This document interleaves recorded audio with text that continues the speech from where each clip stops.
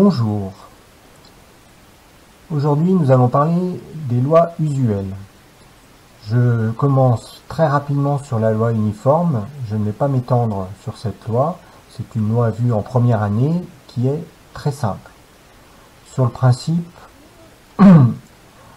voir le cours et la définition de la loi uniforme et notamment de son modèle probabiliste.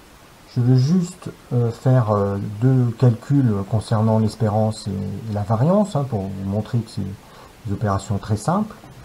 Donc je rappelle la loi, X suit une loi uniforme sur l'intervalle 1n. Donc la probabilité que X est égal à K est égale à 1 sur n, pour tout K compris entre 1 et petit n. Donc l'espérance de X, par définition, somme de K, P de X égale K, K variant de 1 à n, nous donne 1 sur n, valeur de cette probabilité-là, qui est uniforme, donc qui ne dépend pas de K. On somme ensuite, somme les K, donc vous reconnaissez la formule, n plus 1 sur 2, et on obtient n plus 1 sur 2. Pour ce qui est de la variance, on commence par le moment d'ordre 2. Donc on va calculer la somme des k carré p de x égale k, k variant de 1 à n. Le 1 sur n, il nous reste la somme des carrés de k égale 1 à n. Et donc vous avez cette fameuse formule n plus 1, 2n plus 1 sur 6. Le petit n, que je n'oublie pas ici, Cn se simplifie, et donc on obtient le moment d'ordre 2. Ensuite, un simple calcul vous permet de calculer la variance grâce à la formule de Huygens, et vous obtenez n carré moins 1 sur 12. Je vous laisse faire. Uniforme, donc pour faire le qui suit ce que j'appelle donc une loi uniforme sur un segment AB, alors c'est pas un segment, c'est une suite d'entiers consécutifs. Autrement dit, c'est la loi uniforme sur l'ensemble A plus 1, etc. jusqu'à B, où A et B appartiennent à Z, avec A plus petit que B. Donc ça signifie que chaque entier de cet intervalle, donc si je prends K compris entre A et B, la probabilité que Y soit égal à K est la même quel que soit K. Donc comme vous avez B moins A plus 1 entier, ça vous donne 1 sur B moins A plus 1. Voilà. Et donc tout ça pour vous dire que cette loi-là, on peut la ramener à la variable X sur une loi uniforme de la forme 1n, grâce au changement affine, qui sera tout simplement X égale Y moins A plus 1. Puisque Y varie entre A et B, si vous faites moins A, Y moins A va varier entre 0 et B moins A, et comme une loi uniforme ça commence à 1, je rajoute plus 1. Et donc il est très facile de voir que la probabilité que X soit égal à n'importe quel un entier K qui vont être entre, je vais peut-être l'appeler K', je prends K', entre 1 et B moins A plus 1. Donc ça, c'est l'ensemble des valeurs prises par X. Donc quand est-ce que X sera égal à K'? Quand je remplace X par Y moins A plus 1, et j'obtiens Y égale K' plus A moins 1. Et ce nombre-là, c'est ce nombre-là, qui est compris entre A et B, vous pouvez vérifier très facilement. Donc ça vaut 1 sur B moins A plus 1. Et donc comme ça, on démontre que la variable X va suivre une loi uniforme sur un ensemble de la forme 1, B moins A plus 1, et ça, vous l'appelez petit n, intervalle 1n. Donc on peut se ramener, à partir d'une loi uniforme un peu quelconque, à une loi uniforme de cette forme-là. Donc il suffit de connaître ça, et ça suffit. Bien, voilà. Je n'en dis pas plus sur les lois uniformes. Grâce à ça, vous pouvez avoir le lien entre l'espérance de X, l'espérance de Y, et donc vous avez la suite un peu de... Bien, bon, j'aborde très rapidement la loi de Bernoulli qui ne prend que deux valeurs, x de oméga ne prend que la valeur 0 ou 1. La probabilité d'avoir x égale 1, c'est petit p, donc on pourrait considérer ça comme un succès. La probabilité d'avoir x égale à 0, c'est 1 moins p, donc ça c'est l'échec. Voilà, donc ça c'est une variable très simple. Hein. Dès qu'une variable prend que deux valeurs, souvent appelées 0 et 1, vous avez donc une loi de Bernoulli. Je n'insiste pas là-dessus. Juste pour la fonction génératrice, hein, pour la fonction génératrice, puisque par définition ça vaut p de x égale à 0, t puissance 0, plus p de x égale 1, t puissance 1. Tous les autres termes sont nuls, les autres termes de la série génératrice. Donc en fait c'est une simple fonction polynomiale, même une fonction affine. C'est 1 moins p plus p fois t. Voilà, votre fonction affine. Et donc vous avez directement la dérivée qui vaut petit p, la dérivée seconde qui vaut 0, et donc vous en déduisez l'espérance de x qui vaut petit p et la variance avec la fameuse formule g seconde x de 1. Vous savez, je me souviens plus de la formule, je crois que c'est plus g' x de 1 moins g' x au carré de 1. Je vous avais dit que j'avais du mal à la retenir. Voilà un exemple. Et donc on en déduit que la variance de x est égale à, ça vaut 0, p moins p carré, donc p facteur de 1 moins p. Souvent on dit que c'est p fois q. Voilà. Autre petite précision concernant la remarque 5.1, hein, la fameuse fonction x donne x facteur de 1 moins x, je vous l'avais dit oralement, cette fameuse parabole entre 0 et 1 qui atteint son sommet en 1/2 et sa valeur en 1/2, c'est un quart. Je ne sais pas si vous voyez bien là. Bref, c'est une parabole que j'ai tracée 15 000 fois. Donc, la variance d'une variable de Bernoulli est toujours comprise entre 0 et un quart. Et enfin, dernière information pour l'exercice 5.1. Si x suit une variable de Bernoulli de paramètre p, ben vous pouvez voir facilement que x carré, si x vaut 0, x carré vaut 0. Si x vaut 1, hop, là, vous voyez pas ce que j'ai montré, c'était trop haut.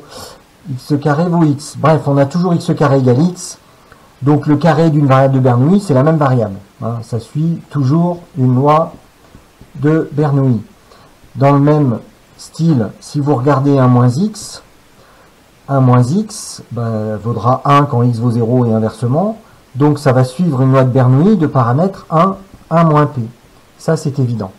Maintenant, pour ce qui est de xy, j'en avais déjà parlé, xy va suivre une loi de Bernoulli. Son paramètre, ben, tout est la question. Si on sait que xy sont indépendantes, on pourrait répondre, mais si on n'a pas l'indépendance, ben là, vous êtes coincé, et donc ça dépendrait des données de l'exercice. Mais en tous les cas, c'est une Bernoulli, parce que le produit xy, il vaut soit 0, soit 1. Donc ça, c'est sûr que c'est une Bernoulli, mais on ne connaît pas le paramètre. Donc la loi binomiale, c'est une loi encore une fois simple à reconnaître. Hein. Vous avez n épreuves et identiques, et qui sont des épreuves de Bernoulli. C'est-à-dire que chaque épreuve vous apporte un succès ou un échec. Donc lors de ces n épreuves, vous aurez un certain nombre de succès, un certain nombre d'échecs. Par exemple, vous commencerez par un échec, puis un succès, encore un succès, un échec, etc., etc. Et vous finirez en beauté avec un succès. La loi binomiale consiste à compter le nombre de succès lors de ces n épreuves. Et donc, si vous regardez l'événement x égale k, c'est un événement qui consiste à dire, voilà, lors de mes n épreuves, j'ai eu k succès. Eh bien, cet événement, x égale k, ça va être une réunion d'événements.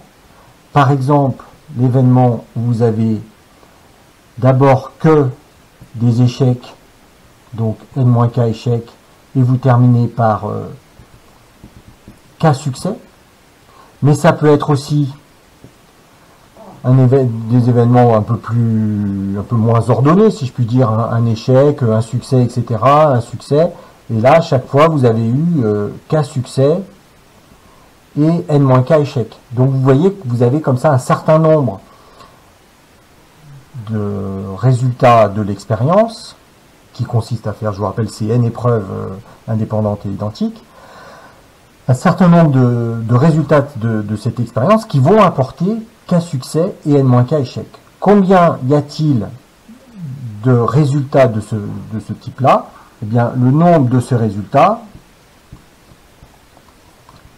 c'est k parmi n, puisque le nombre de façons d'écrire ces résultats-là, ça correspond au nombre de façons de placer les k succès lors de ces n expériences. Donc on place k succès parmi n expériences, le k parmi n, il vient naturellement. Je vais remettre un petit test là. Bien. Et donc ensuite, quelle est la probabilité d'une expérience de ce type-là? Eh bien, le produit des probabilités, puisque les événements sont indépendants, les épreuves sont indépendantes, et du coup vous obtenez la formule P puissance K, probabilité du succès petit p, 1 moins P puissance n moins K, probabilité de l'échec, n moins K, P1 moins P. Et comme vous avez K parmi n expériences de ce type-là, la probabilité de x égale K, c'est la somme des probabilités de tous ces événements-là, qui ont tous la même probabilité. Et donc, comme il y en a K parmi n termes, on obtient cette formule. P puissance K, 1 moins P puissance n moins K. Voilà. Bon, c'est très simple, mais je pense que c'est toujours bien de le rappeler. Je continue avec la fonction génératrice de la loi binomiale. Donc il suffit d'appliquer encore une fois la définition. Donc ça sera encore une fonction polynomiale, puisque la loi binomiale est une loi O à n, ensemble des valeurs prises par la loi binomiale. P de x égale k, t puissance k. On remplace par la loi binomiale et on reconnaît une formule du binôme. Bon, je vais le mettre dans cette forme-là, comme ça vous allez voir tout de suite. On regroupe P et T sous la même puissance K, et donc, formule du binôme, c'est 1 moins P plus P fois T, le tout à la puissance n. C'est le binôme. Et donc là, vous êtes en face d'un exemple où, comme on connaît la fonction binomiale de la loi, qui est une fonction polynomiale, très simple, on calcule la dérivée. N'oublie pas, ça c'est de la forme u puissance n, hein, donc ça donne n, u', c'est le petit p, et ensuite 1 moins p plus pt à la puissance n moins 1. Vous évaluez en 1, et vous trouvez np. Et ça, quand vous évaluez en 1, 1 moins p plus p, ça fait 1. Donc on trouve np. Donc c'est vraiment une formule très simple, grâce à calculer l'espérance. Ensuite, vous calculez la dérivée seconde. Donc on dérive une nouvelle fois. Du coup, il y a un p carré qui apparaît. 1 moins p plus pt. J'ai oublié le coefficient n-1, je vais le mettre. Pardon. Donc n-1, le p carré qui apparaît, 1 moins p plus p. Donc la dérivée seconde en 1 vaut n-1 fois p carré. Et puis, je vous laisse utiliser tout à l'heure. On en déduit la variance de x. Là, vous avez le... Je termine par un petit exercice concernant la somme de deux lois binomiales de même paramètre petit p et indépendantes. Donc si je prends x qui suit une loi binomiale de paramètre np, y qui suit une loi binomiale de paramètre petit m p, et x, y indépendante, alors x plus y va suivre une loi binomiale de paramètre n plus petit m est de même paramètre p. Une première explication très simple, x contre un nombre de succès lors de n expériences identiques et indépendantes. Y, c'est le même style, mais vous avez que m expériences. Et donc quand vous faites x plus y, c'est qu'en fait vous allez cumuler les n plus m expériences, donc obtenir n plus m expériences, et vous allez donc compter le nombre de succès. Une explication mathématique très simple consiste à utiliser la fonction génératrice. On a vu, je crois que c'était le théorème 4.3, hein, si ma mémoire est bonne, hein, le dernier théorème de la vidéo précédente, que la fonction génératrice de la somme, c'était le produit des fonctions génératrices. Donc si je calcule la fonction génératrice de x plus y de t, je vais trouver la fonction génératrice de y. On vient de calculer la fonction génératrice d'une loi binomiale, donc 1 moins p plus pt à la puissance n, multiplié par 1 moins p plus pt à la puissance m. Et donc vous obtenez par un calcul de puissance que la fonction génératrice de x plus y, c'est 1 moins p plus pt puissance n plus m. Et là, vous dites, ah ben oui, mais ça, je connais cette fonction génératrice. C'est une fonction génératrice d'une loi binomiale.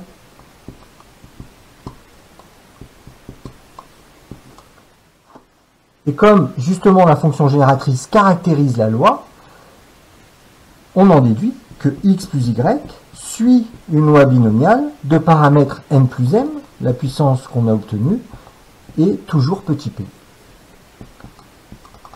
Voilà, je voulais terminer par ce joli petit exercice. Et bien sûr, on peut continuer si vous rajoutez encore une variable z avec un paramètre n, m, je ne sais plus ce qu'on pourrait mettre derrière, mais toujours petit p. Hein, il est primordial qu'on ait petit p comme paramètre commun aux variables binomiales qui suivent d'une binomiale. Et si elles sont encore indépendantes, il suffit de sommer. Au revoir. Et à bientôt pour une prochaine vidéo.